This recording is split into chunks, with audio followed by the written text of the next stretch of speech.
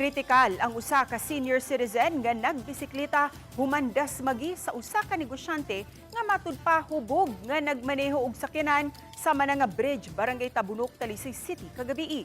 Niyang report ni Fem Ridumabo.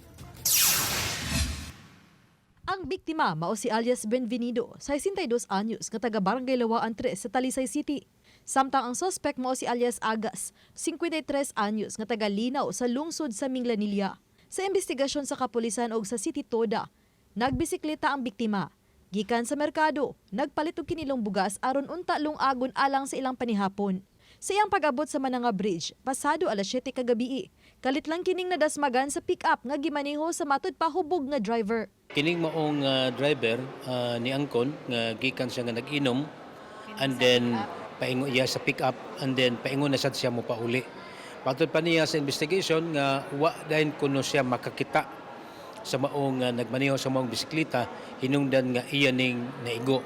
Diha na sad siya nakabantay nga nakaigo siya sa dihang naay may lagubo unya murag ni untol ang iyahang sakyanan. Daling nadala sa tambalanan ng biktima kinsa padayon pang giobserbahan, human nakaangkon og samad sa ulo ug sa ubang bahin sa lawas.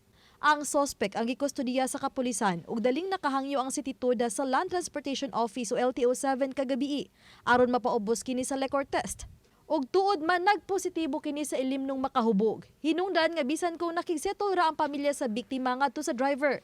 Kay nipasalig kini nga abagahon ang galastuhan sa pagpatambal sa biktima. Pasakaan gihapon kini sa City Toda ug LTO-7 og kasong kalapasan sa RA 10586 o Anti-Drunk and Drugged Driving Act. Dugang ni tumulak nga seryoso sila batok sa mga driver nga magmanihong nakainom o ilimnong makahubog. Upat na ka mga driver ang napasakaan sa City Toda sa maong kaso tungod sa drunk driving. Drivers nga nagmaneho labi na gyud og katong mga nakainom palihog ato gyud likayan nga mosud ta dinis Talisay ug ma-involve ta og disgrasya. Kay kami sa City Toda inabagan sa LTO seryoso kaayo ining maong problema.